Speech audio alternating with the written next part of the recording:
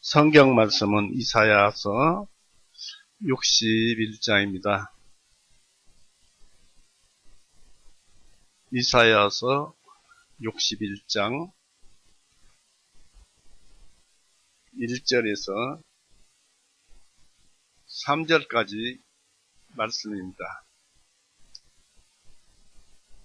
이사야서 61장 1절에서 3절까지 말씀입니다. 같이 읽어 보시겠습니다. 읽습니다. 주 하나님의 영께서 내게 임하였으니 이는 주님께서 내게 기름을 부으셔서 온유한 자들에게 기쁜 소식들을 전파하게 하셨으며 그분께서 나를 보내셔서 마음이 상한 자를 싸매고 포로된 자들에게 자유를, 갇힌 자들에게 노임을 선포하며 주님의 속한 받으실 만한 그 해를 선포하고 우리 하나님의 보복의 날을 선포하며 모든 슬픈 자를 위로하고 샤론에서 슬퍼하는 자들을 정하여 그들에게 제들 대신에 아름다움을, 슬픔 대신에 기쁨의 기름을, 괴로움의 마음 대신에 찬양의 의복을 주어 그들의 주님의 심으신 의의 나무들이라 불리게 하여 주님께 영광을 받으시게 하려 함이라. 3절에 시온이죠. 시온에서 슬퍼하는 자들을 여기서 보니까 정하여 그렇습니다. 요즘 세월이 갈수록 눈이 좀 잘 안 보이는 것 같습니다. 같이 기도하시겠습니다. 사랑이 많으신 하나님 아버지, 오늘 또 은혜의 날, 구원의 날을 계속 이렇게 이어져 나가게 하여 주심을 감사드립니다. 그리고 오늘 하루도 주셔서 감사드리고 이렇게 다 모여서 주님의 기록된 말씀을 읽게 하시고 또 말씀을 묵상케 하셔서 살아계신 하나님의 음성을 우리 귀에 들려주시오니 감사합니다.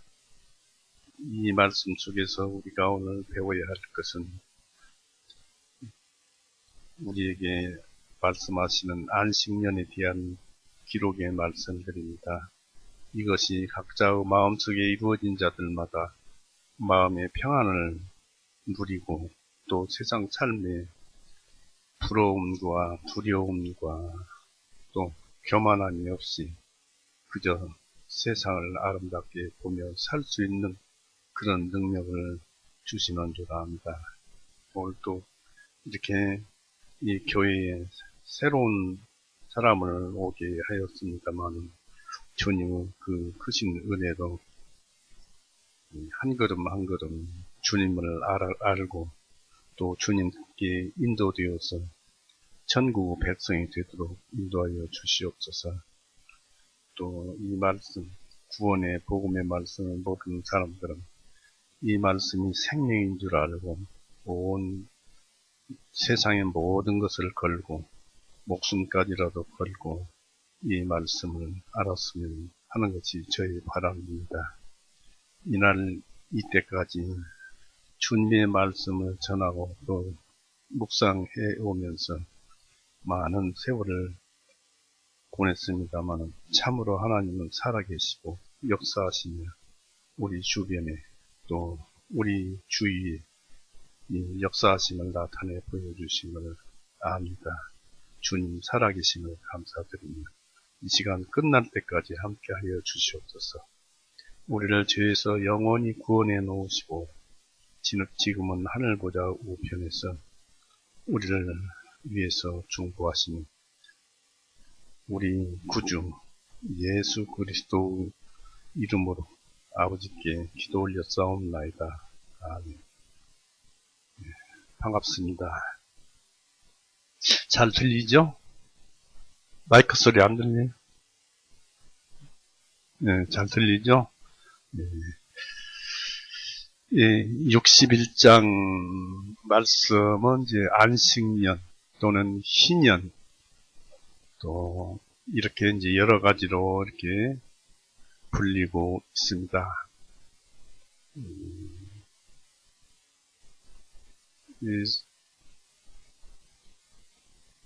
바람 방향이 안 맞으면은 선풍기를 꺼도 돼요, 이제.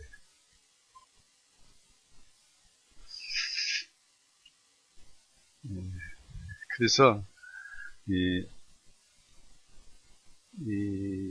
처음에 이사야를 통해서 안식년에 대해서 이런 하나님의 말씀을 전해주시고, 그 다음에 나중에 예수님께서 누가복음에서 안식년을 또 예수님께서 말을 합니다. 이 성경이란 것은 성경이 가장 좋은 해설자가 이 귀절의 설명을 가장 알기 쉽게 설명했을 것은 의심의 여지가 없습니다.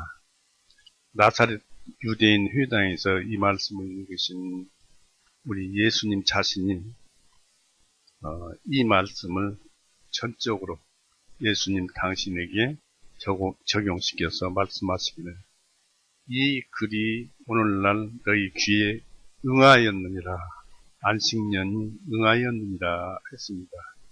누가복음 4장 찾아보세요.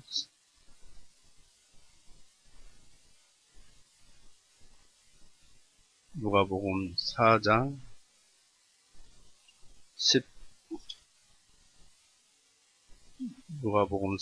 17절 18절 찾았죠?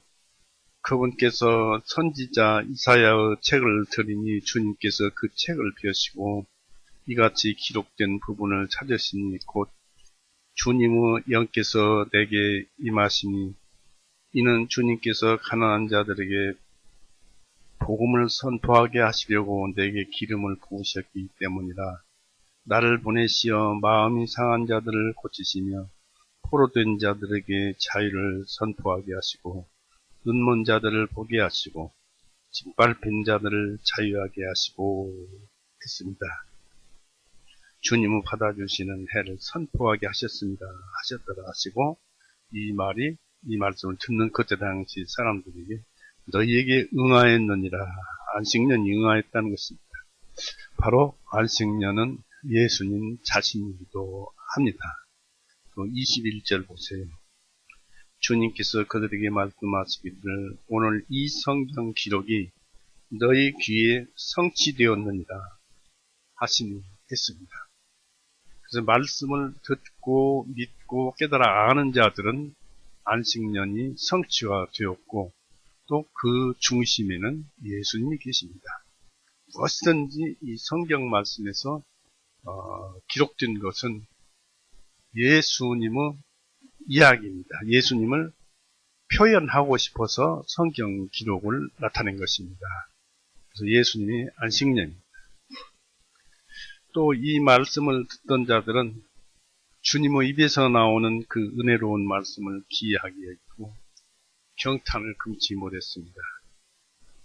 이사야가 하나님의 권세와 성령이 임하여 바벨론의 유대인들에게 이 자유를 선포하셨듯이 하나님의 사역자이신 그리스도 예수님께서는 잃어버린 안식년을 온 세상에 선포하신 것입니다. 여기서 예수님은 이 말씀을 선포하는데 알맞는 사람이고 자격을 갖춘 사람이고 또 주 하나님의 영께서 내게 임하셨으니 라고 이사야 아까 61장 1절에 그렇게 기록되어 있죠. 이 선지자들은 하나님의 영이 필요시마다 선지자들에게 임해서 그들에게 무엇을 말해야 하는가를 가르쳐주고 또한 그 무엇을 말하도록 성령이 작용한다는 것을 알았습니다. 우리 주님께서는 그러한 성령이 항상 예수 그리스도 위에 안에 계셨습니다.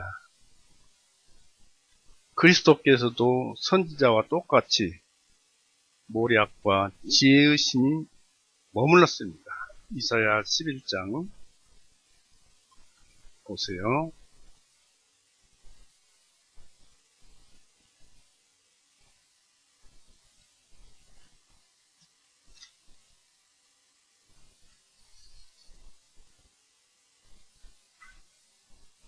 이사야 11장 1절에서 3절 보십니다. 이사야서 11장 1절에서 3절. 이새의 줄기에서 한 싹이 나며 그의 뿌리 그래서 한 가지가 나서 자랄 것이라. 주님의 영께서 그의 위에 머무르심이 예수님에 대해서 얘기하고 있죠. 곧 지혜와 영철의 영이요 모략과 능력의 영이며 지식과 주님의 두려움의 영이라. 이 주님은 이제 여호와의 하나님의 두려움의 영이라.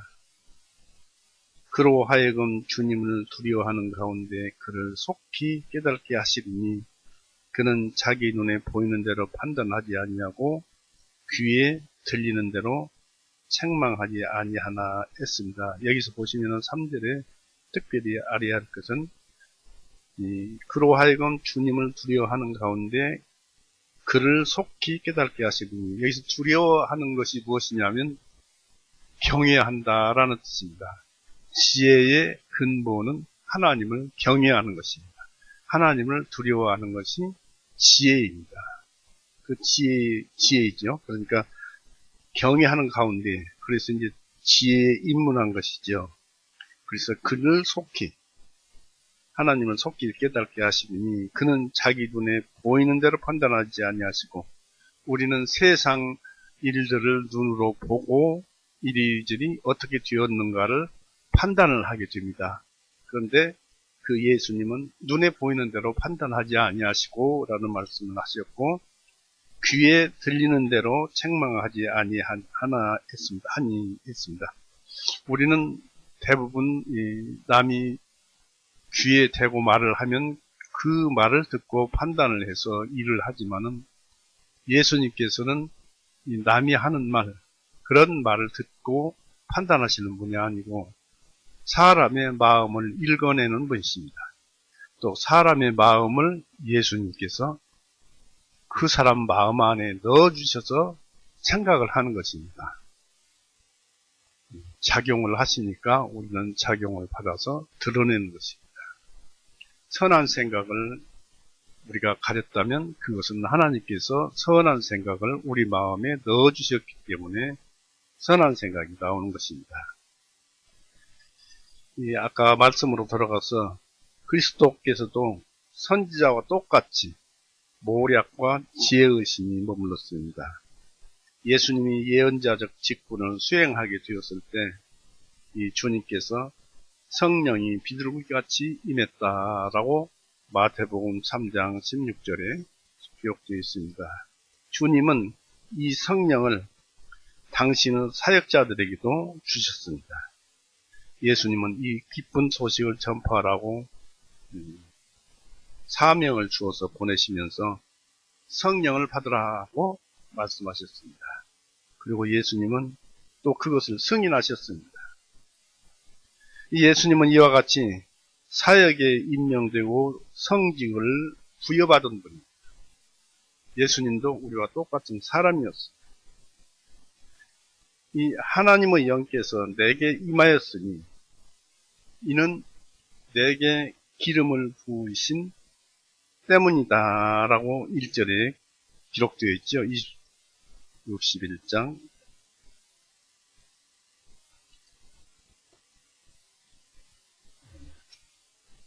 1절에 하나님의 영께서 내게 임하였으니 이것은 주님께서 내게 기름을 부으셔서 그런 뜻입니다. 이 하나님께서는 어떤 봉사를 위하여 그리스도를 부르셨으며 또 예수님에게 무엇을 주셨는가를 알아봅니다.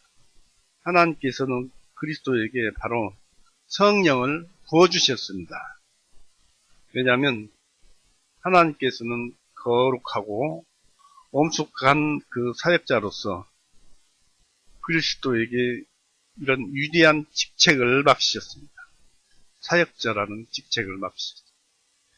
그것은 마치 옛날 왕들이나 제사장들의 기름 부음을 받음으로써 그들의 직분을 부여받는 것과 같았습니다. 그러므로 구속자는, 구원자는 메시아, 곧 그리스도라 불리웠습니다. 기름 부음 받은 자라는 뜻이죠. 왜냐하면 하나님께서 즐거움의 기름으로 주님께 부어서 당신의 동료들보다 승하게 하셨다라고 시편 45편 7절을 찾아보십시오. 이 의미가 깊어요. 즐거움의 기름으로 주님께 부어 당신의 동료들보다 승하게 하셨다. 시편 45편 7절.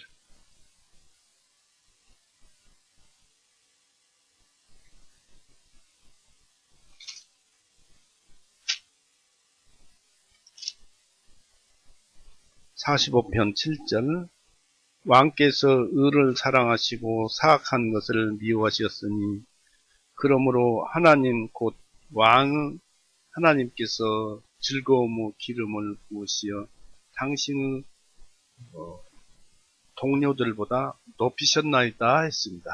이게 무슨 뜻이냐면은 예수님의 동료가 누굽니까? 예수님의 동료가 또 누굽니까?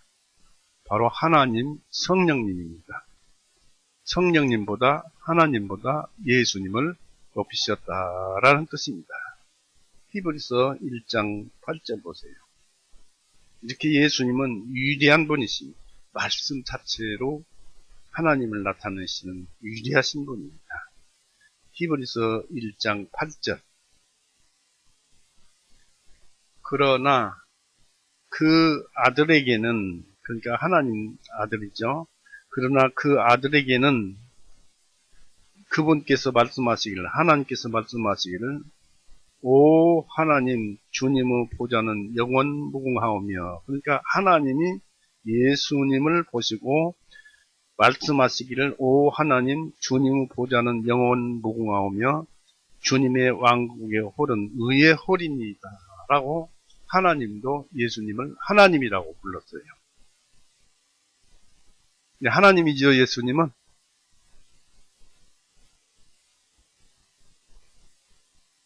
근데 그분, 바로 하나님은 나를 보내셨다는 것이죠.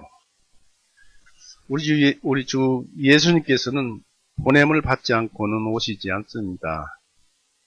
주 예수님께서는 이 능력의 근원이신 하나님으로부터 사명을 받았습니다. 아버지께서 그를 보내셨고 그리스도에게 명령을 하셨습니다. 그러므로 그리스도께서 말씀하신 것이 무엇이든지 그 말씀은 천국의 명령장으로서 증명이 부착된 것입니다. 성령님이 증거하는 증명이 부착된 것입니다. 이것은 우리에게 커다란 만족이 됩니다. 이 말씀 자체가 만족이 된다는 얘기입니다. 이 예수님의 가르치심은 그분의 것이 아니라 그분 곧 예수님을 보낸 하나님의 가르치심입니다. 이 성경 말씀은, 예수님이 하셨던 성경 말씀은 예수님께서 우리 인간들에게 말씀을 가르치신 것이 아니고 바로 하나님의 뜻이요, 하나님의 말씀이요, 하나님이 가르치신 것이다. 그런 얘기입니다. 요한복음 6장.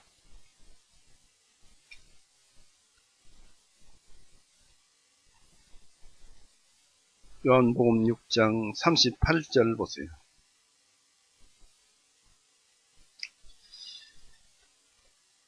이는 내가 하늘로부터 내려온 것은 내 자신의 뜻을 행하려 함이 아니요 나를 보내신 분의 뜻을 행하려 내려왔기 때문이라 했습니다. 예수님은 하나님의 뜻을 행하려고 왔기 때문에 예수님의 입에서 나오는 말씀이나 예수님의 모든 행위는 하나님의 행위였습니다. 그래서 이 성경 말씀이 예수님의 말씀이다. 사람으로 해서 말씀하신 그분이다. 그렇게만 생각지 마시고 바로 하나님이, 보이지 않는 하나님이 이 세상에 오셔서 예수님을 통해서 우리에게 말씀하셨다 라고 생각을 해야 합니다. 이 그리스도가 기름 부음을 받고 성직을 받은 것은 어떤 일을 하기 위해서이겠습니까? 첫째, 주님은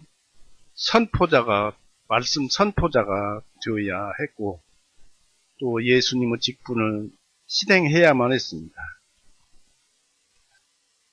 주님은 당신을 통해서 사람들에게 나타나신 그 하나님의 선한 뜻을 매우 기뻐하여 즐겁게 그들의 선포자가 되려고 했고, 그러면서 복음 사역이 존귀케 되며 성도의 신앙은 확고하게 되고 용기를 얻게 되었습니다. 주님은 겸비한 자, 겸손한 자와 회개자, 즉 겸손하고 마음이 가난한 자에게 기쁜 소식을 전파해야 했습니다. 사람들에게 있어서 구속자의 복음은 정말로 기쁜 소식이 될 것이고 순수한 복음이 될 것입니다. 이 지금 듣는 말씀은 내가 읽어서 하나님의 말씀이 아니고 내가 하나님이 아니고 하나님께서 나를 도구로 쓰셔서 이 성경 말씀, 당신의 말씀을 나를 통해서 하시니까 내 입을 통해서 하시는 말씀은 하나님의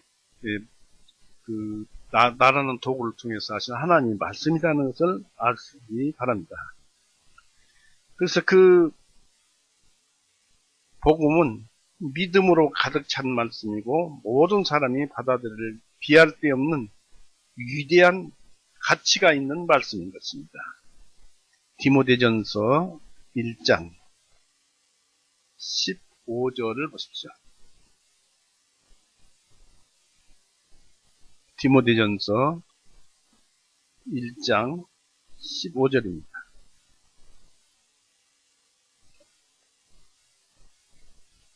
신실하시도다 이 말이여 온전히 받아들이기에 합당하니 그리스도 예수님께서 죄인들을 구원하시려고 세상에 오셨도다 한 것이라 죄인들 중에서 내가 우두머리로다. 이게 보니까 예수님께서 죄인들을 구원하시려고, 성경에서 구원이라는 단어는 죄로부터 건져내는 것, 죄를 용서함 받게 하는 것을 구원이라고 합니다. 누가복음 1장 77절에 구원이라면 죄로부터 구원이라고 명기되어 있습니다. 대개 가난한 자들이 복음을 가장 잘 받아들입니다. 부자들은 배가 불러서 하나님 말씀을 잘 안 믿습니다. 자기를 믿지 하나님을 믿지 않습니다. 야고보서 2장 보세요. 야고보서 2장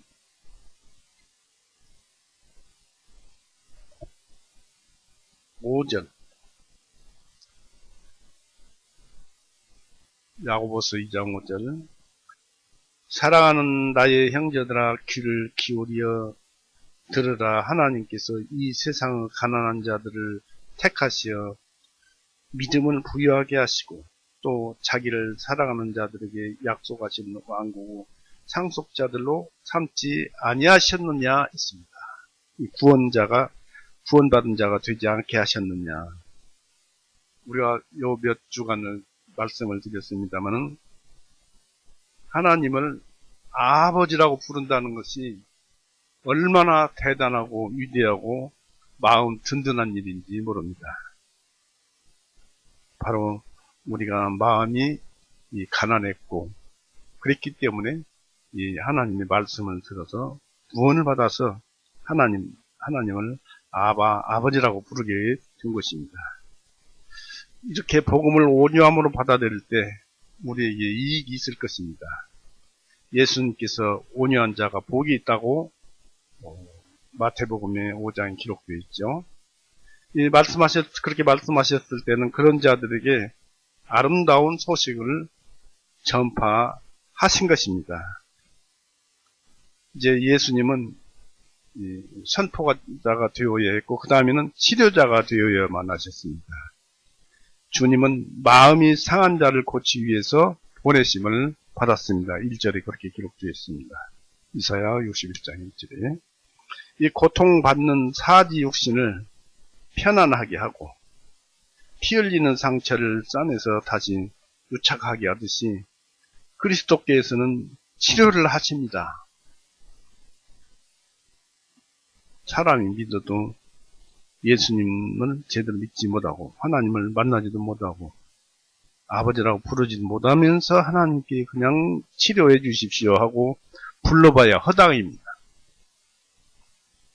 죄로 인해 마음이 상하고 죄의식과 진노의 두려움 속에서 겸손하게 된 사람들을 편안하게 만들어주고 두려움을 없애줄 어떤 것을 복음 속에 넣어서 보냅니다.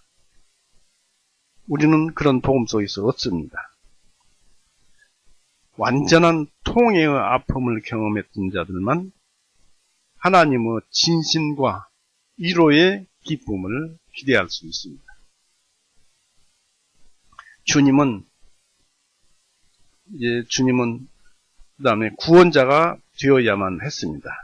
말씀을 전파하는 선지자로서 보냄을 받았고 또 병을 고치는 제사장으로서 보냄을 받았고 왕으로서 이런 그 다음과 같은 종류의 복음을 선포하기 위해서 보냄을 받았습니다. 즉 당신의 친구들에 대한 화평의 선포입니다. 그리스도는 포로된 자에게 이 자유를 선포할 것입니다. 1절에도 그렇게 기록되어 있고 예수님은 성경 이곳저곳에 그렇게 기록을 해놓으셨습니다.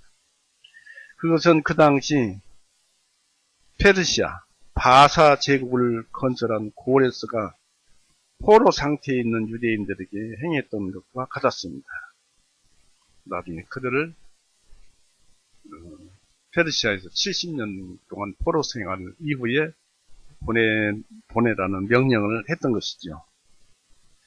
그렇게 갇힌 자에게 노임을 예수님께서는 전파할 것입니다. 그리고 전파하셨습니다. 또 그런지 예수님 말씀만 온당하게 믿고 온전하게 믿는 자는 다 죄의 노예로부터 해방되어 있습니다. 죄를 지음으로 우리는 하나님의 공의에 묶이고 왜 그러냐면 하나님은 차마 죄를 보지 못한다고 그랬습니다. 얼마나 거룩하고 성결한지 하나님은 차마 죄를 보지 못하십니다. 하박국 한번 보세요.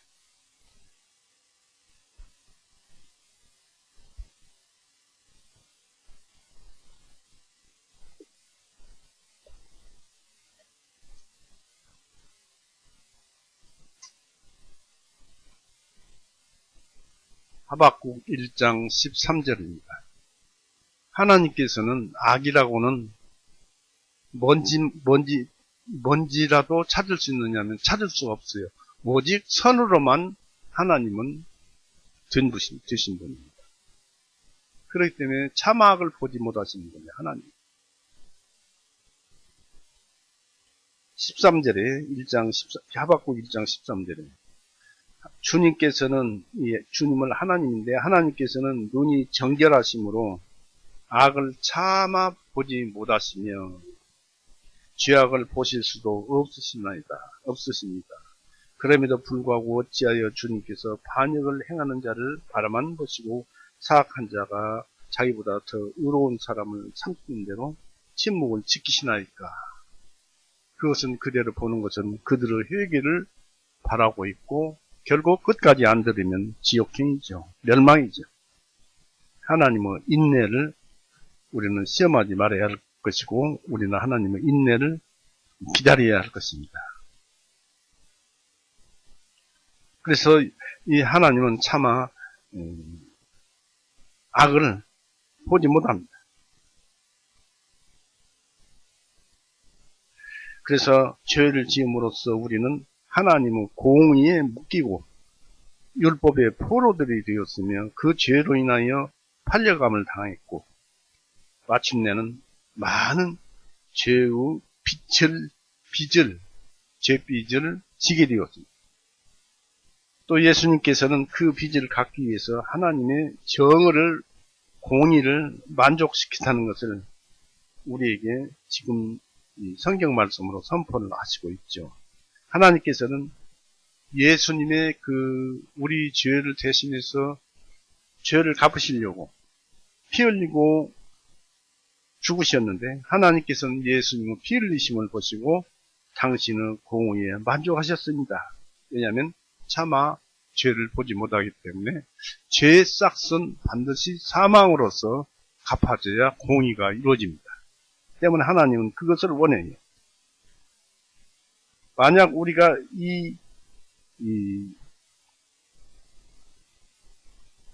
만약 우리가 이런 사실에 대해서 이 말씀의 선포를 옳게 시인한다면 하나님께서도 우리가 시인하는 시인을 시인하시고 우리의 죄를 용서하시고 위로를 받을 수 있는 것입니다. 지금은 사람을 정죄한 권세는 정복되었어요. 그 힘이 소멸되어 있습니다. 앞으로도 없습니다. 죄의 정죄의 능력이 없습니다. 우리의 마음속에서 죄가 나를 지배함으로 인해서 우리는 사탄의 세력 속에 있게 되었고 죄 아래 팔린 몸이 되었습니다. 그런데 그리스도의 선포는 사탄을 정복해버렸다는 것을 우리에게 알려주십니다. 예수님께서는 사망의 세력을 잡은 자, 곧 마귀를 없이 하시며 마귀의 하는 일을 파괴하셨다고 합니다. 히브리서 2장, 그러면 파괴하신 것입니다. 2장 14절 보세요. 히브리서 2장 14절. 자녀들은 살과 피에 함께 참여하는 자들이 되는 것 같이 그분 자신도 같은 모양으로 참여하는 자가 되심은 자신의 죽으심을 통하여 죽음의 세력을 가진 자인 그 마귀를 멸망시키시며 했습니다.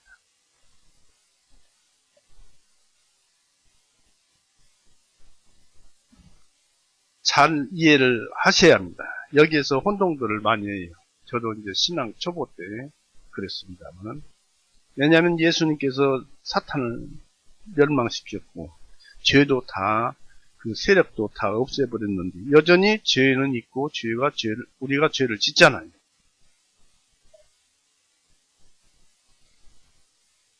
그래서 그 사실을 사실대로 보면은 곧 죄는 이 세상에 존재하고 있지만 그 죄가 우리를 올가맬 수 없게 되었다는 사실입니다.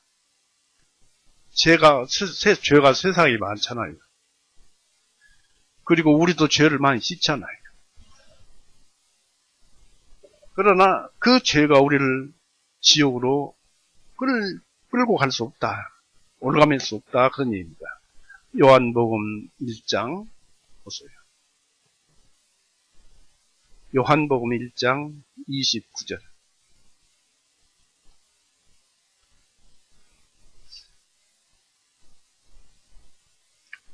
그 요한복음 1장 29절을 그 다음날 요한이 예수님께서 자기에게 오신 것을 보고 말하기를 보라 세상의 죄를 지고 가져가신 하나님의 어린 양이로다.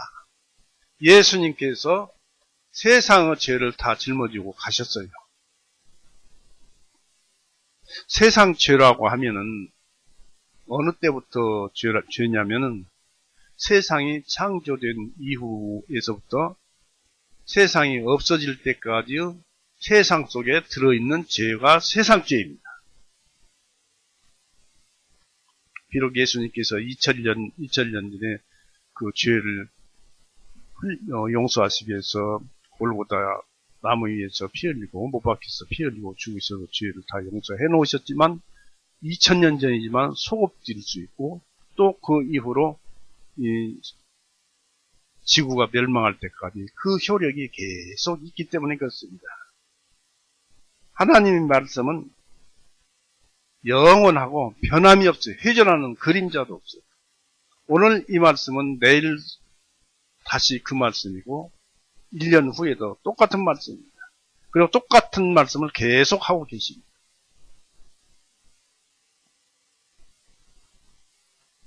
곧 죄는 이 세상에 존재하고 있지만 그 죄가 우리를 올라가낼 수 없게 되었어요. 예수님 때문에.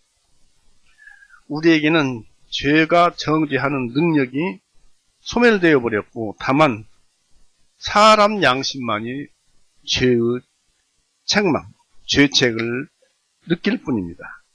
이제 누구든지 선포의 말씀을 듣고 믿는다면 예수님으로부터 예수님의 믿으심이라는 그 믿음을 선물로 받음으로써 이 사실을 잘 알고 있습니다. 또 잘 아는 것입니다. 에베소서 2장 8절, 빌립보서 2장 8절입니다. 그래서 우리가 믿는다 하는 것은 우리가 성경 말씀을 믿으니까 하나님께서 그 믿음을 보시고 인정을 해주시고 하나님의 믿음을 우리에게 주셔서 그 믿음을 우리는 믿는다고 하는 거예요. 에베소서 2장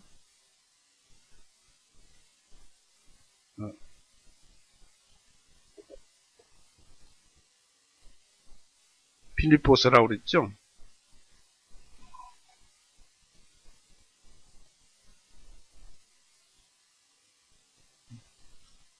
에베소서가 맞는 것 같습니다. 에베소서 2장 8절, 이는 너희가 믿음을 통하여 은혜로 구원을 받았기 때문이니 이것은 너희 자신에게서 난 것이 아니요 이 믿음은 하나님의 선물이니라 했습니다. 그러니까 우리가 가진 믿음은 내가 믿는 믿음이 아니고 하나님께서 이 말씀을 통해서 우리 속에 믿음을 주시는데 그 믿음은 우리가 하나님을 찾으려고 하고 말씀을 찾고 그러면서 어떻게 하면 죄사함을 받고 믿음을 어떻게 하면 구원을 받고 하나님께 갈 수 있는가 하고 하나님 말씀은 사실이라고 계속 믿으면서 따라가고 하니까 하나님께서 그 사실을 보고 그래 내가 믿는 것이 옳다라고 인정을 해줍니다. 그러면서 내가 오라라고 해주는데 성령님께서 네 믿음이 옳다라고 시인을 하면서 온전히 그 믿음을 우리에게 주는 것입니다. 이런 믿음이 있어야지 그렇지 않으면은 지옥 가는 것이죠.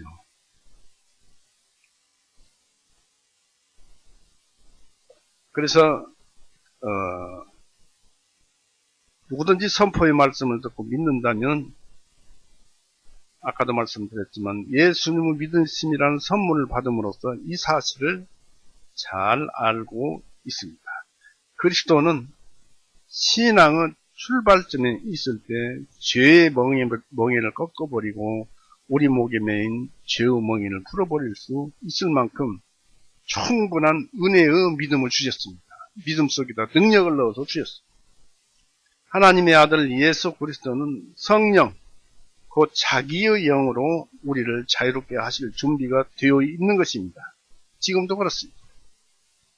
선포의 말씀이 믿어지고 말씀이 그리스도의 믿음을 우리에게 주실 때 그리스도의 영의 인침을 비로소 참 자유를 얻게 됩니다.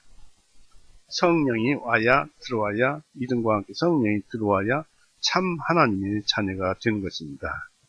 갈라디아서 3장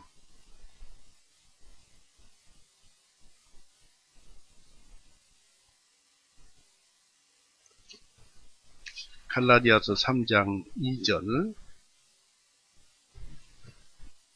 오직 내가 너희에게 이것을 말하고자 하노니 너희가 성령님을 받은 것이 율법의 행위로서냐 아니면 믿음에 대해서 들음으로서냐. 말씀을 듣고 그 다음에 믿음이 그거 너희들이 지금 믿으려고 하고 있고 믿는 것이 옳다고 성령님이 인정을 해줘요. 이미 쳐버립니다. 그럴 때 우리의 믿음은 확실하게 되고 이 믿음은 하나님의 믿음이라고 합니다. 성령님, 그래서 성령을 받은 거예요. 인치는 순간 성령님은 우리 안에 들어오죠. 성령님을 받은 것이 율법의 행위로서냐 아니면 믿음에 대해서 들음으로서냐고 했습니다. 이 성령을 받은 것은 우리가 말씀을 들음으로써 성령이 오는 거예요. 왜냐하면 말씀 속에는 믿음과 영생과 성령 되시는 그 모든 능력과 모든 원리와 신적 인격의 성품이 말씀 안에 다 들어있어요. 이 말씀의 의미 속에 성령이 들어있어요. 그 다음 5절 보세요. 그런즉 너희에게 성령님을 주시고 너희 중에서 기적들을 행하시는 그분께서 그 일을 율법의 행위로 하시느냐 아니면 믿음에 대하여 들음으로 하시느냐. 말씀을 들음으로 인해서 하시는 거죠. 그러니까 성령님을 주시고 너희 중에서 기적들을 행하시는, 그래서 우리가 기적을 행할 수도 있다는 얘기입니다. 그런데 성령님을 주셔서 성령님이 우리를 통해서 기적을 행하신다는 것입니다. 그분께서 그 일을 율법의 행위로 하시냐 아니면 믿음에 대해서 들음으로 하시느냐.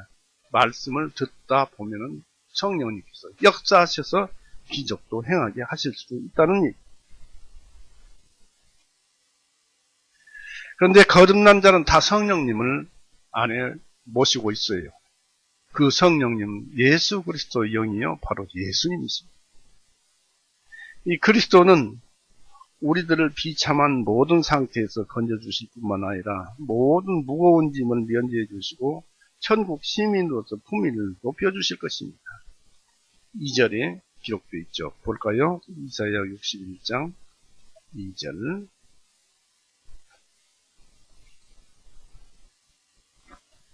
주님께 속한 받으실 만한 그 해를 선포하고 우리 하나님의 보복문화를 선포하며 모든 슬픈 자를 위로하고 주님께서 속한 받으실 만한 그 해를 선포하고 그랬습니다.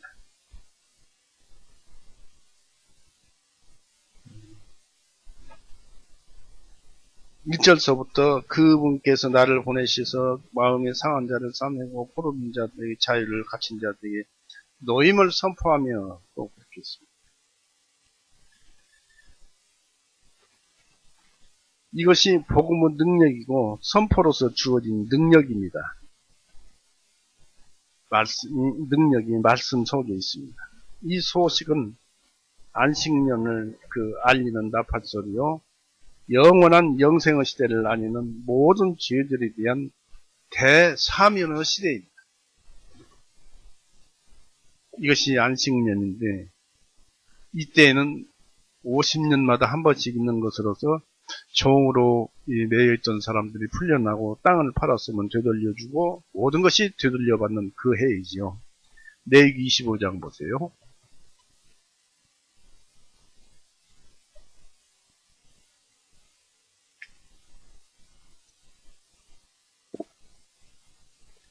레위기 25장 9절.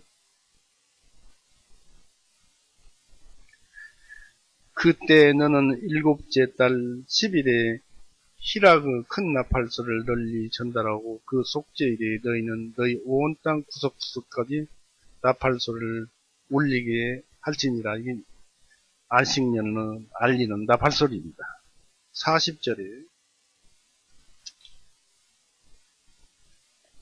40절 보십시오. 여기에서 다만 고용된 품꾼이나 체류자같이 그를 너와 함께 있게 하여 희년까지 너를 섬기게 할 것이니 희년체가 되면 다 다시 풀어줘야 합니다. 그러니까 한마디로 모든 것을 되돌려 놓는 날이에요. 그러니까 우리가 세상에 살면서 죄를 짓고 있는데 우리 인간들은 죄 때문에 지옥을 가잖아요. 그런데 이런 것을 모두 되돌려 놓는 날이 안식년이고 안식일의 해입니다. 바로 그분은 바로 그 안식년은 희년은 예수님이셨습니다. 그래서 오늘날은 무엇입니까? 은혜의 날, 구원의 날입니다. 고린도후서 6장 보세요.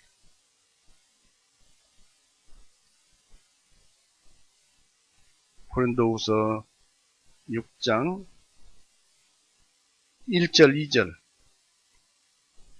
그런즉 우리가 그분과 함께 일하는 자로서 너희에게도 권고하느니 너희는 하나님의 은혜를 헛되이 받지 말라. 이는 그분께서 말씀하시기를 내가 받을 때 네 말을 들었고 구원의 날에 너를 두었노라 하셨으니 보라 지금이 받아주시는 때요 보라 지금이 구원의 날이로다. 그러니까 예수님 이후로는 항상 안식년이고 희년이고 예수님께서 받아주시는 해요 구원의 날이고 받아주시는 날입니다. 오늘도 마찬가지. 그래서 본문은 이를 암시해서 우리 하나님의 신원의 날 또는 하나님께서 받아주시는 해라고 칭합니다.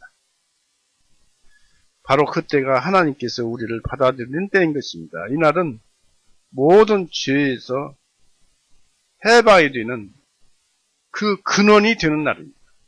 이날은 자유로운 은혜를 인간에게 선포함으로써 하나님께 영광을 돌리는 그 열나보 해가 되도록 하셨기 때문입니다. 그리고 잠깐 후에 예수님께서 다시 오실 때까지의 해입니다. 그 해부터 우리에게 기쁜 소식을 가져오며 그들을 자신의 영혼의 능력과 그 필요성을 아는 사람들에게는 즉 다시 태어난 사람들에게는 하나님께서 받아들이지 않을 수 없는 날이 되었다는 것입니다. 또한 그 해는 하나님의 원수들에게 대한 선전포고, 복수를 시작하는 그런 또 해이기도 합니다. 그러니까 지금은 믿지 않는 자들에게 복수를 하는 또 해이기도 합니다. 왜냐하면 안 믿으면 이 세상이 지금 현재라도 안 믿고 죽으면 즉시 지옥으로 들어가기 때문이죠.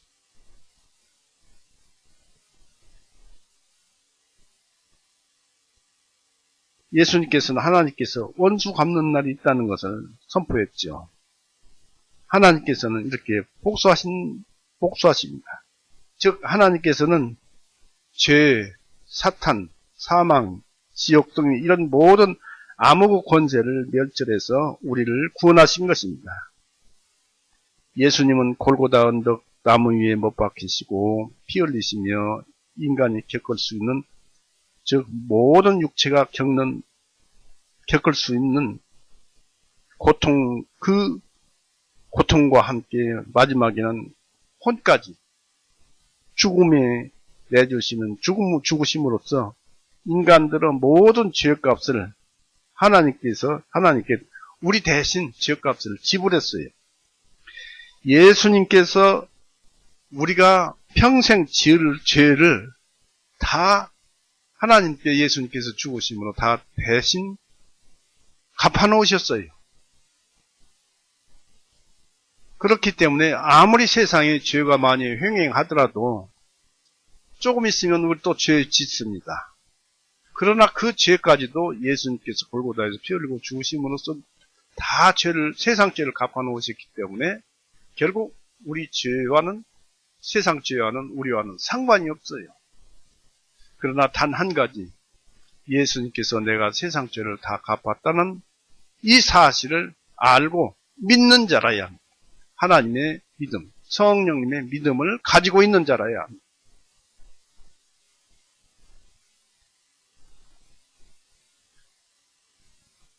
믿는 자들에게는 모든 죄가 용서되어 버린 것입니다. 그러나 우리가 죄를 지으면은 구원을 받았고 지옥을 안 가도 이 죄를 짓잖아요. 그럴 죄를 지으면 양심이 무엇인지 거리끼고 마음이 편하지 않고 괴롭고 그렇습니다. 잠깐 육신에 쓴뿌리가 올라와서 죄를 짓게 되면 마음이 아파요. 지옥까지는 않는데 그럴 때는 어떻게 합니까? 우리는 다시는 죄를 짓지 않으려고 참회도 해야 하고 노력도 해야 합니다.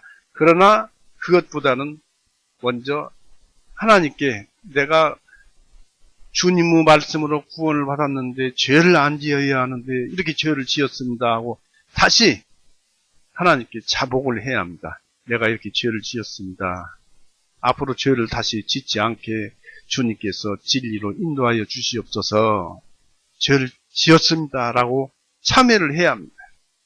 그럴 때에 하나님은 성령님을 통해서 우리 마음 안에서 우리의 그 마음에 걸렸던 것을 눈 녹이듯이 사르르 녹여주시고 우리 마음을 편안하게 하십니다.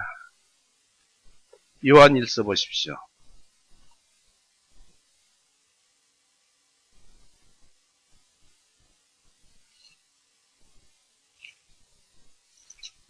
요한일서 1장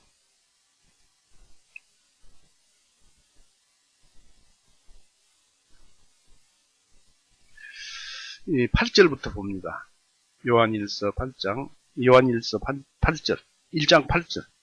만일 우리가 우리에게 죄가 없다고 말하는 것은 믿는 자들, 거듭난 자들이 만일 우리가 우리에게 죄가 없다고 말하는 것은 우리 자신을 속이는 것이요 진리가 우리 속에 있지 아니합니다. 죄를 지어놓고도 죄를 없다 하면 안 된다는 얘기입니다.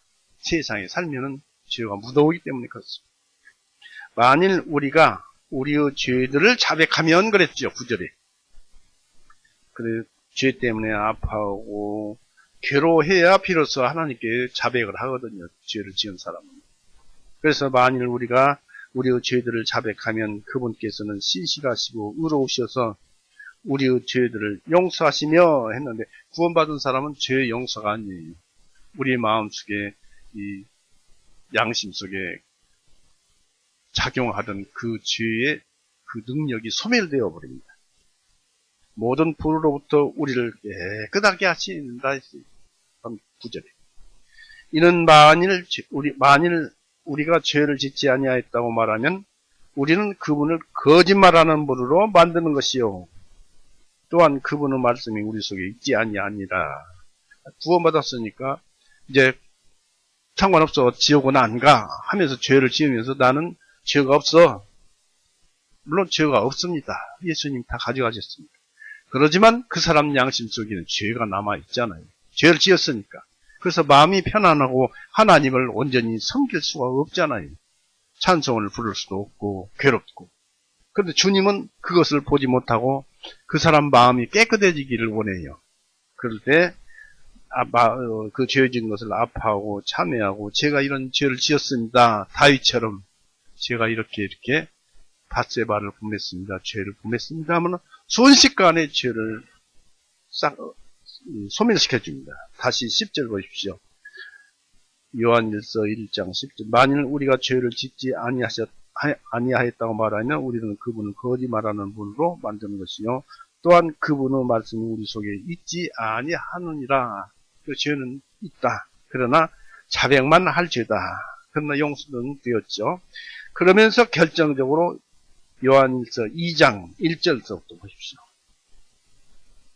1절 2절 보겠습니다. 나의 어린 자녀들아 내가 이것을 너희에게 쓰는 것은 너희로 하여금 죄를 짓지 아니하게 하려 함이라. 죄를 너희들 구원받았지만 자주 짓는다. 그런데 너희로 하여금 죄를 짓지 아니하게 하려 함이니라. 만일 누가 죄를 지어도 우리에게 아버지와 함께 하시는 변호인이 계시니 곧 의로우신 분 예수 그리스도시니라. 구원받고 죄를 지으면은 사탄은 이 사람 죄 지었으니까 지옥에 데리고 가야 합니다 하고 하나님께 송사를 합니다. 그런데 예수님께서 옆에서 하나님 옆에 계셔가지고 내가 그 죄도 다 가져갔다고 변호를 하신다는 것입니다. 그것이 바로 1절. 나의 어린 자녀들아 내가 이것을 너에게 쓰는 것은 너희로 하여금 죄를 짓지 아니하게 하려 함이라. 만일 누가 죄를 지어도 우리에게 아버지와 함께 하시는 변호인이 계시니 곧 의로우신 분 예수 그리스도니라. 또 우리 안에 성령님이 예수님 계시잖아요. 또 2절에 그분은 우리의 죄들을 위한 화해 예물이시니 우리뿐만 아니요 온 세상의 죄들을 위함이라 했습니다. 그래서 우리는 죄를 짓지 않아야 잘 섬기지만 죄를 지었다고 해서 낭망할 필요는 없다는 얘기입니다.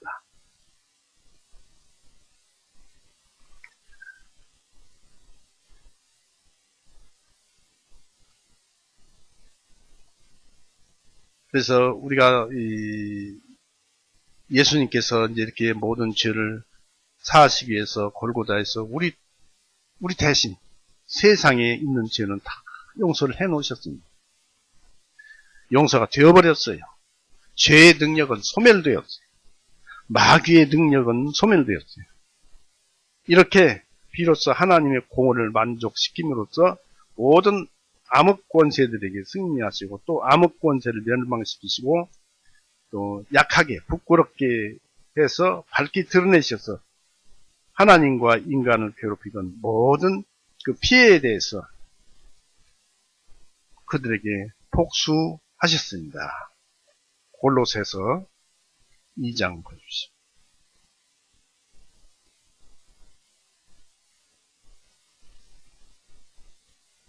골로새서 2장 15절 여기 보니까 15절 정사들과 권세들을 탈취하여 그들을 공개적으로 드러내시고 십자가 안에서 그들을 이기셨느니라. 그러면 예수님께서 어떻게 이기셨어요? 골고다에서 나무에서 피 흘리고 죽으실 때 모든 모욕과 이 채찍과 머리에 관 쓰심으로 찔림과 못 받고 이런 모든 고통, 수모 이런 것을 예수님은 하나도 화를 내지 않고 죄가 공격하는 그것을 그대로 당해준 것입니다. 그러니까 죄는 그 예수님을 동료로 만들기 위해서 예수님을 공격을 하면 예수님께서 화를 내면은 죄의 본체인 마귀하고 똑같은 사람이 되어버리잖아요. 예수님이 화를 냅니다. 막 이렇게 채찍질하고 머리에 가시관 띄워서 눌러서 아프게 하고 사람들 모욕하게 해서 아무 죄도 없는데 예수님께서. 그런데 사람들이 그렇게 했으면은 그 마귀가 그렇게 했는데도 마귀가 사람을 시켜서 그렇게 했는데 예수님께서 내가 억울하다 너 왜 그러느냐라고 반항한다면 그 순간에 악한 마음으로 하게 되잖아요. 그러니까 마귀하고 똑같아지잖아요. 똑같지 않으면서 그 죄를 담당함으로써 예수님께서는 그것을 그대로 감당하고 능력이 있으시니까 하나님이시니까 모든 것을 수욕을 참고 그것을 이겼어요. 그러니까 죄는 넉다운된 거예요. 모든 능력을 그때 빼앗겨버린 거예요. 승리하셨어요. 정사들과 권세들을 탈취하여 그들을 곧 공개적으로 드러내시고 십자가 안에서 그들을 이기셨느니라. 전부 마귀들의 권세를 능력을 다 빼앗아 버렸습니다. 우리는 이 사실을 아는 것이 우리의 영혼이 힘이 되어서 아무 권세로부터 벗어나 있음을 알게 됩니다. 이런 승리 선포를 끝까지 거부하는 자는 예수님께서 모든 죄를 용서하셨다는 승리 선포를 거부하는 자들은 암흑 권세와 동류이므로 그런 자들에게도 이 하나님께서는 복수의 날, 신원의 날을 복수하실 것입니다. 지옥은 사람을 보내려고 지옥을 하나님께서 만들어 놓은 것이 아닙니다. 마태복음 25장 보세요. 마태복음 25장 41절 마태복음 25장 41절 그때 왕이 왼편에 있는 자들에게도 말하기를 저주를 받은 자들아 나로부터 떠나 마귀와 그의 천사들을 위하여 예비된 영원한 불 속으로 들어가라. 영원한 불 속 지옥으로 들어가라. 그러니까 지옥은 마귀와 그의 천사들을 전부 넣기 위해서 그 휘하 마귀들을 불 속에 넣기 위해서 만드는 지옥인데 여기서 보니까 저주를 받은 자들아 이런 사람들은 그러니까 마귀가 들어가는 지옥으로 들어가는 것입니다. 사람을 위해서 만드는 것은 아니에요. 또 그런 자들은 마귀에게 사로잡힌 가운데 방치될 뿐만 아니라 원수로 취급될 것이 분명합니다. 왜냐하면 지금 그렇습니다. 예수님이 안 오셨으면 좀 시간이라도 있을 텐데 예수님이 오셔서 결정이 나서 믿는 자는 천국으로 바로 죽으면 가고, 믿지 않는 자는 바로 지옥으로 가는 거예요. 그러니까 은혜의 날과 복수의 날이 지금 동시에 집행되고 있습니다. 마가복음 16장 보세요. 마가복음 16장 16절. 16절에 믿고 침례를 받는 자는 구원을 받을 것이나 믿지 아니하는 자는 정죄를 받으리라 했습니다. 다시 읽어볼까요? 믿고 침례를 받는 자는 구원을 받을 것이나 믿지 아니하는 자는 정죄를 받으리라, 심판을 받으리라는 뜻입니다. 그래서 이제 누구든지 안식년의 선포를 믿는 자는 구원을 받을 것입니다. 또 구원의 날을 받아들이는 자에게는 하나님의 한없는 사랑과 은혜가 쏟아지며 또 그것을 누리고 맛보게 될 것입니다. 자기 영혼이 압니다. 하나님의 은혜를 맛보는 것을. 맛본다고 그랬는데 자기가 알아요. 구원을 받으면 하나님의 은혜를. 직접 삶 속에서 체감할 수 있어요. 한편 믿지 않는 자들에게는 저주가 있을 것입니다. 그리스도 우리 주님의 희년을 선포하시는 그 복음에 순종치 않는 자들에게는 하나님께서 그들에게 복수의 날을 선포하셨어요. 그 심판은 현재 진행 중입니다. 데살로니가 후서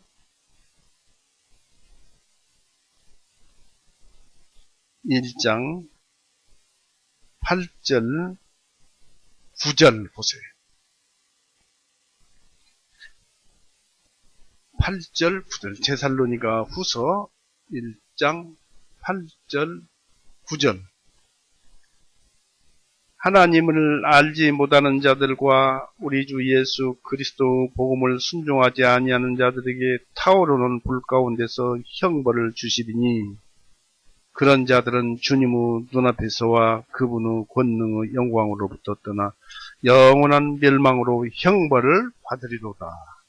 안 믿으면 그 죽는 순간에 그 순간부터 지옥이고 형벌을 받는 것입니다. 예수님이 오셔서 그 신원의 날, 복수의 날입니다. 그래서 이제 그렇게 집행이 되는 거예요. 그러다가 이제 마지막 대심판 때에 그 지옥불까지도 지옥에 들어갔는데 그 지옥까지도 영원한 불호수 속으로 떨어지는 것입니다. 그리스도가 기름 부음 받고 성직을 받은 것은 죄로부터 고통받는 자들을 이루하시는 분이 되어야만 하셨습니다. 그러므로 주님은 복음의 선포자요, 병 고치는 자요, 구원자요, 또 이루어오는 자로 오신 것입니다. 주님은 애통하는 모든 사람들을 이루하기 위해서 보내심을 받으셨습니다. 죄로부터 애통하고 또 자기의 이런저런 아픔, 병이라든지 이런 데에 대해서 애통하고 왜 자기가 아픈가에 대해서 애통하고 그런 자를 이루하기 위해서 보내심을 받으셨습니다. 그러므로 이루받고자 하는 자는 세상의 욕망과 이 세상은 죄로 가득 찬 그런 세상이에요. 그 세상 것을 탐을 하면은 죄를 탐하고 죄를 탐하는 그 자체가 욕망이에요. 죄를 좋아하는 거예요. 그래서 세상의 욕망과 거짓을 탐하지 말아야 합니다. 세상의 욕망은 세 가지로 분류가 되는데 육신의 정욕, 안목의 정욕, 이생의 자랑입니다. 이 세 가지 정욕을 이기면은 세상의 정욕을 이길 수 있죠. 그래서 그런 욕망과 거짓을 탐하지 말고 예수님을 찾아야 합니다. 성경 말씀은 읽고 찾으라니. 예수님께서는 당신의 영으로서 죄를 인해 애통하는 모든 사람들을 위로하시고 있고 지금도 위로하십니다. 그들의 아픔과 슬픔이 무엇이든지 주님은 아픔을 고쳐주시고 슬픔은 평안으로서 위로하시며 안식년의 그 선포 내용이 온전히 믿어진 자는 모든 위로와 또 보상으로 주어질 것입니다. 그러나 하나님은 당신의 뜻대로 애통하며 죄를 참회하고 자복하는 세리와 같은 자들. 누가복음 18장이 나오죠. 바리새인과 세리가 나옵니다만, 세리처럼 하나님 앞에서 가슴을 두드리는 사람, 나는 죄인으로소이다 하는 자, 그렇게 애통하는 자들, 참여하는 자들에게 하나님은 임하십니다. 또 고난받는 자들을 위해서 근심하고 기도하는 자들에게도 위로가 있을 것입니다. 즉 우리 스스로가 전도자가 되어서 다른 사람들을 위해서 기도하는 그런 사람들에게도 위로자가 있을 것이라는 얘기입니다. 그리스도께서는 복음을 통해서 이런 것들을 약속하셨기 때문에 자기의 영, 곧 그리스도의 영, 성령으로 그런 사람들 위에 임하게 하셔서 위로를 주십니다. 성령님이 우리 마음을 잘 다스리고 인도하시고 좋은 마음을 주셔서 위로합니다. 우리가 기뻐한다 하면 성령님께서 기쁨의 영을 주는 거예요. 우리가 화낸다 하면 마귀의 영으로서 화를 내는 것이고 그런 거예요. 또 우리에게 어떤 진리를 깨닫게 하면 성령님께서 진리의 영을 주셔서 진리를 깨닫게. 그러나 다 성령님의 능력에서 나온 것입니다. 3절 한번 읽어봅시다. 이사야 61장 3절.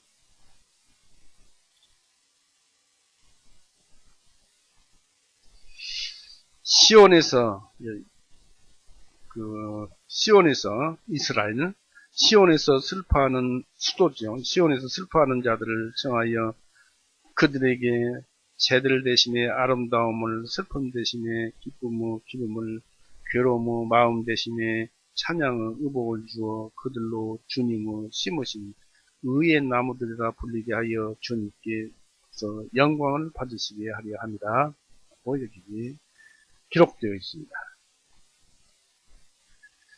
아까도 말씀드렸습니다만 성령님께서는 모든 원리와 능력과 신적 인격의 성품이 있고 또 그 안에는 믿음을 믿게 하고 인치시는 그런 알리는 증거하는 그 명령을 받아 있고 또 성령을 통해서 우리가 또 생명을 받습니다. 예수님께서 성령으로 인해서 예수님께서 성령으로 살으셨지만은 성령님의 능력으로 인해서 살아난 것입니다. 영적으로든지 물질적으로든지 그들의 슬픔을 얼마든지 견디게 할 뿐 아니라 그들의 고난과 슬픔을 찬송으로 바꾸는 위로를 주실 것입니다. 성령님이 하시는데 성령님은 예수님의 말씀이 아니면 움직이들 않아요. 이 말씀에 의해서 성령님은 역사를 해요. 이렇게 모든 능력과 원리와 영생과 믿음과 신적 인격 그 성품이 있을지라도 말씀에 의해서 안 움직인다는 얘기입니다. 그러니까 우리가 모든 것을 은혜를 구하려면 말씀을 먼저 읽어야 돼요. 그러면 성령님 역사에서 은혜를 주십니다. 주님은 이처럼 애통하는 자들에게 이와 같이 위로를 주실 것입니다. 이스라엘은 죄를 뒤집어 쓰는 수가 있어요. 슬프고 큰 일을 당했을 때 머리에 죄를 뒤집어 쓰는데 이렇게 죄를 뒤집어 쓰는 대신에 아름다운 그 면류관을 주실 것입니다.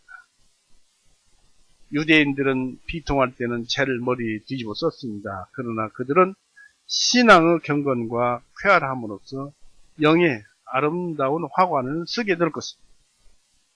성령은 마치 그 능력이 얼마나 완전하고 온전한지 또 그 원리가 얼마나 무궁무진한지 성령은 마치 글자를 바꾸는 것보다 빠르고 쉽게 애통하는 자들의 슬픔과 고난을 기쁨으로 바꿔놓으실 것입니다. 성경 말씀 안에 다 들어있어요. 이것이. 왜냐하면 주님이 말씀하시면 그것은 곧 이루어지기 때문입니다.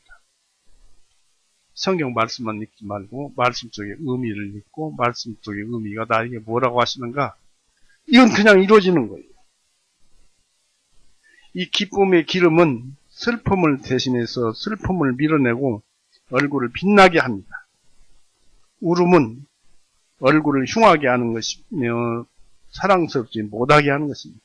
성도들은 이 즐거운 기쁨의 기름을 그리스도께로부터 받습니다. 말씀을 듣고 즐거우면 성령님이 즐거움의 영이 내 안에 들어오는 것입니다. 그래서 그리스도는 기쁨의 기름을 받아서 동료들보다 승하게 되었다. 더 월등하다. 위대하다. 이런 식으로 말합니다. 한 번 더 찾아봅시다. 히브리서 1장.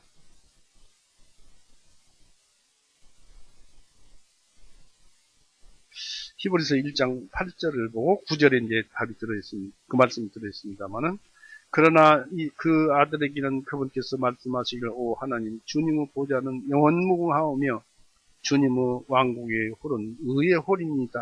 해서 9절에 주님께서 의를 사랑하시고 죄악을 미워하시며 이를 인하여 하나님 곧 주님의 하나님께서 기쁨의 기름을 주님께 부어 기쁨의 성령님을 주님께 부어 기쁨 그러니까 주님의 말씀 속에 기쁜 그 좋은 말씀 속에 기쁨의 기름 성령을 주어서 주님의 동료들보다 높이셨도다 하셨다라고 합니다. 그래서 우리는 모든 그 기쁨의 기름을 부었다는 것은 기쁨의 성령을 받았다는 것이고 기쁨의 마음을 받았다는 것이고 그것이 우리 마음에 들어오면 기쁜 거예요. 그 찬송의 옷이 3절에 기록되어 있는데요. 이것은 감사절에 입는 아름다운 옷들을 말하는데 이 옷이 슬픔과 어둠과 근심을 대신하게 됩니다. 사람들은 슬픈 마음을 그들 스스로 간직하고 있었지만은 복음을 깨닫는 순간, 이 안식년을 깨닫는 순간부터 기쁨의 옷으로 바꿔 입고 찬양 옷을 입어서 하나님 보시기에 아름다워. 우리는 즐겁습니다. 하나님께로부터 오는 위안들은 마음을 안정시켜주고 마음을 확대시켜주고 하나님께 감사하게 됩니다. 우리는 하나님의 기쁨을 얻을 때면 잊지 말고 하나님께 영광을 돌리고 찬송을 돌려야 합니다. 그리스도께서 기름 부음 받고 성직을 받은 것은 심는 자가 되어야만 했습니다. 왜냐하면 교회는 하나님의 묘판장이요 묘목장입니다. 또 이 교회는 하나님의 포도원이기 때문입니다. 그러므로 자기 백성들을 위해서 그들의 상처를 치료해 줄 것이며 또 어둠의 권세와 속박에서 건져내 줄 것이며 슬픔을 기쁨으로 바꾸어 주실 것입니다. 또 그런 사람들은 하나님께서 심으신 의의 나무라고 일컬음을 받을 것입니다. 그들은 그런 사람들을 주님의 원하는 자들이 될 것이며 또 그런 사람들로 인정받을 것입니다. 또 그들은 하나님의 포도원을 가꾸는 자들이며 우리가 또 가꾸는 자잖아요. 하나님께서 심은 나무 가지들로서 영광을 나타낼 것입니다. 이사야 60장 보세요.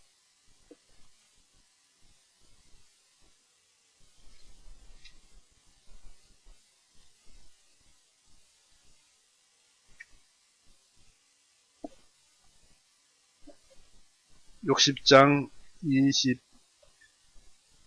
22절 60장 내 백성도 모두 의롭게 될 것이요 그들이 이 땅을 영원히 상속받으리니 곧 이 땅은 내가 영광을 받기 위하여 내가 심어놓은 가지요 내 손으로 만든 것인가 작은 자가 일천이 되겠고 약한 자가 강한 민족이 되리니 나 주가 자기 때에 그것을 속히 이루리라 하십니다. 이게 바로 우리 교회를 가리키고 성도들을 얘기하는 것입니다. 그래서 그리스도께서 우리에게 행하시는 모든 것은 우리를 하나님의 백성과 자녀로 만드시는 일이며 하나님을 섬기는 방법은 하나님의 집에 우리가 심겨지고 하나님의 구원받는 것이고 하나님의 성전에서 자라고 살아있는 나무가 될 때 하나님은 이런 모든 것을 통해서 영광을 받으실 것입니다. 우리는 진정한 헌신과 경건한 대화로 하나님께 영광을 돌립시다. 우리가 많은 열매를 맺기 위해서 노력하는 것은 우리 아버지 하나님께 영광을 돌리기 위해서입니다. 우리의 부주로 행여 형제 자매들이나 또는 다른 사람들에게 하나님의 영광을 가리는 그런 사람이 되지 맙시다. 우리의 아버지 하나님은 영원토록 성도들에게 영광과 찬양을 받으실 분입니다. 여러분, 하나님을 참 아버지라고 이제 부를 수 있지요? 하나님은 우리 아버지입니다. 나의 아버지를 부르듯이 하나님을 불러보십시오. 아버지 하나님 할 때, 어느 할 때 그렇게 부르면은 하나님은 우리 앞에 와 있어요. 그런 분을 찾으십시오. 그런 분에게 기도하고 또 자기의 억울함을 호소하고 구할 것을 구하고 또 우리로 인해서 선한 일이 이루어지면 영광과 찬송을 드립시다. 오늘은 이렇게 해서 마칠까 합니다. 기도하시겠습니다.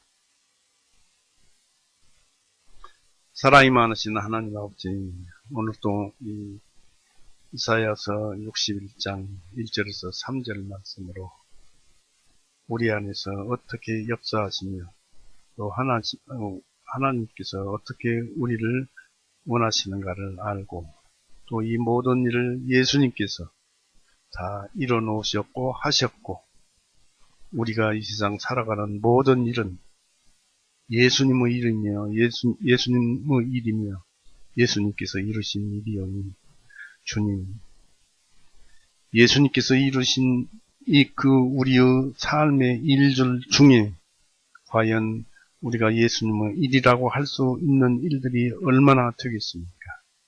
우리 안에 예수님의 일을 이루실 때 우리로 하여금 도구로서 많이 사용하여 주시옵고 주님만 섬기게 하여 주시옵소서. 특히 부탁하고 특히 원하고 간구하옵기는 오늘 이 교회에 나온 새로운 그런 분들에게도 주님의 영을 보내주셔서 성경을 보게 하고 또 믿게 하셔서 주님의 자녀가 되고 영광이 도는 그런 자들이 되게 하셔서 주님만 영광을 받으시옵소서. 또 우리 교회 형제 자매들 또 알게 모르게 우리를 도와주시는 분들 모든 분들에게도 하나님께서 그 은혜를 베풀어 주시옵소서. 우리는 갈 바를 알지 못하고 세상을 살아갑니다. 주님께 이 모자란 것은 주님께서 채워주시옵소서. 우리를 죄에서 영원히 구원해 놓으시고 지금은 하늘 보좌 우편에서 우리를 변호하시는 우리 구세주 예수 그리스도 이름으로 아버지 하나님께 기도드렸사옵나이다. 아멘. 마치겠습니다.